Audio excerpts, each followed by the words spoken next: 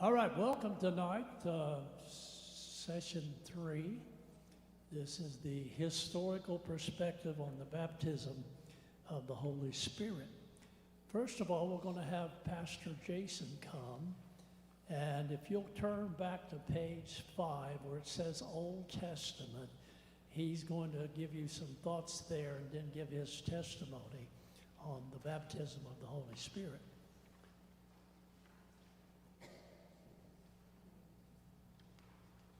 All right. You got any room for my notes here too?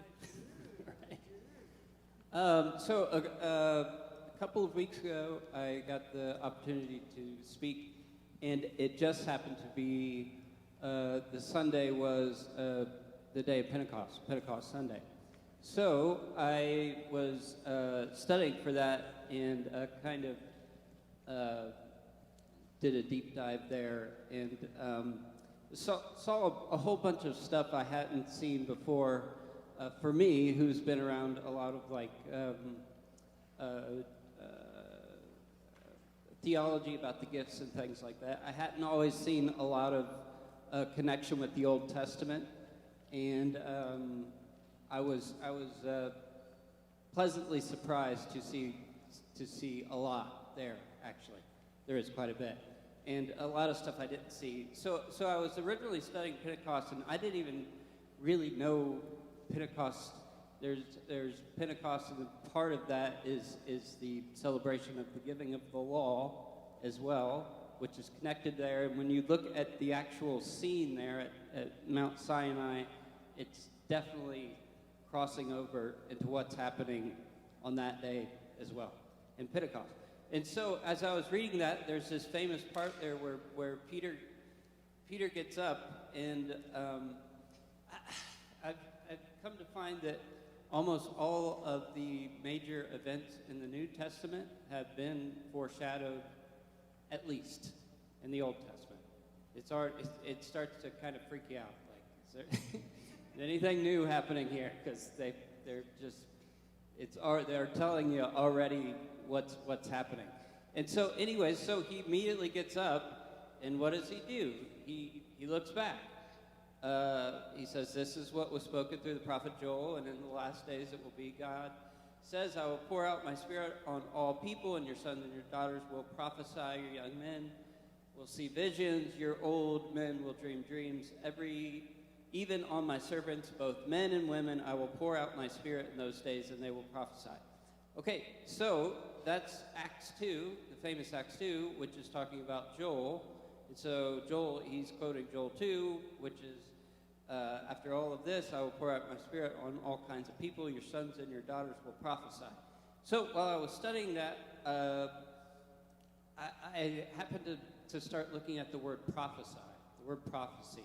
And so when we're talking about, specifically, they're talking about receiving the baptism of the Spirit. They're talking about speaking in tongues, okay? And with prophecy, it's specifically connected to prophecy. You'll see it throughout the New Testament. When they start talking about tongues, they also talk about prophecy. And I never really put the connection there together until I started looking at the definition of prophecy. And it's actually, it's like a varied definition. They're using it and there's kind of a layered meaning to it. It's not just telling the future.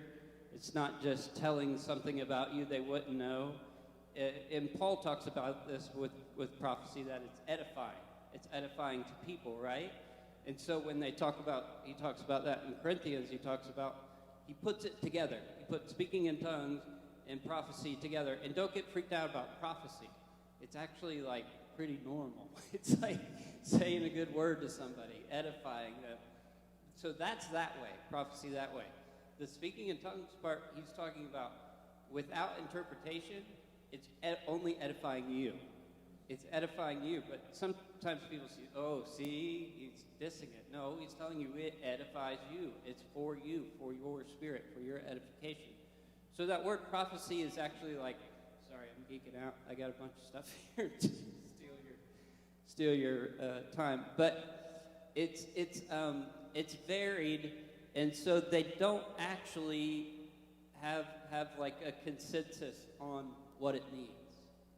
The word prophecy, okay, because it's used so much throughout the scriptures in different situations where it's like that can't be just what one definition. And so one of the meanings, it says it could mean ecstatic utterances. Okay, when I saw that, I thought, wait a second, what is that? What is it? I've never heard that. I've never heard prophecy as ecstatic utterances. And I don't really even like that word. They're still reaching to try to describe something. Okay, it's utterances. It's utterances. Okay, it's beyond just words. That's what they're saying. Ecstatic utterances. And so the prophet Joel, that famous part that Peter is talking about, I will pour out my spirit on all of you, your male and female servants. I will pour out my spirit in those days. Okay, so that's everyone. So there's a reference there that this is actually, so it keeps going back. The prophet Joel is also referencing something. And I think he's referencing a part of Numbers 11.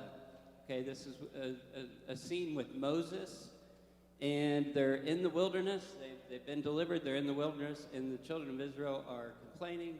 It's a long story, but they're complaining. They want, the Lord is supplying manna for them, and they want meat. Okay, and they're all complaining, and Moses is literally like, I can't do this. I'm done with these people. I can't do this by myself.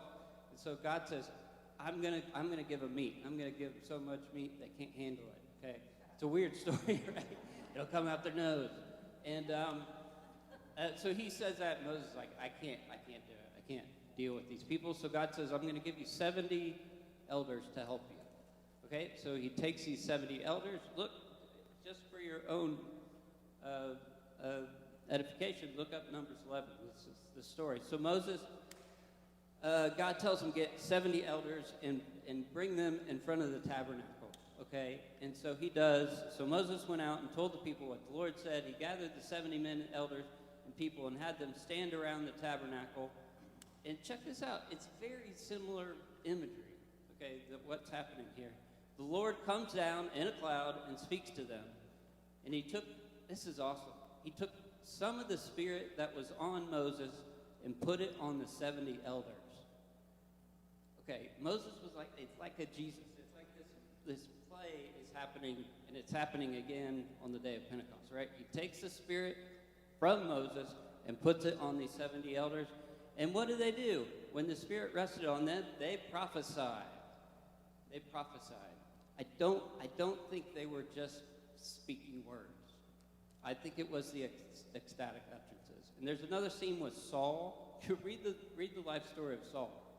Saul, like the first king. It's wild. He sounds like straight Pentecostal. I mean, it's like, what is going on with this guy? Anyways, so keep going. And this is where it gets interesting. This is the connection. So there were two guys who were on the list that were supposed to be there, but they're not there at the tabernacle.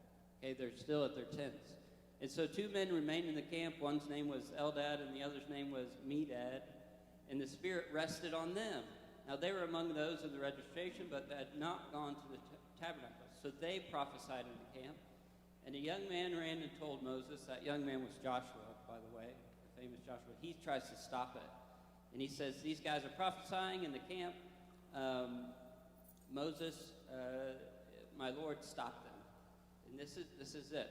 Moses says to him, are you jealous for me? I wish that all the Lord's people were prophets. That the Lord would put his spirit on all of them. That's where it starts, right there. That's a connection to Joel, to the day of Pentecost. So I thought that was fascinating. I had never seen that before. I'd never even put those together, that's what that was talking about. I think that's what that's talking about. I'm not like super hard dogma on that, but I think it's there. Yeah. Okay, give you a 3-minute testimony. 3-minute testimony. I don't remember. I was so young when I received the baptism of the Holy Spirit, I literally don't remember. I was young, and my parents, I remember like a picture. You know, some memories are just a picture. I remember the room. I was in, and we did devotions in the family living room, and Dad prayed for me, and I received the Spirit, I'm told. And I spoke in tongues ever since.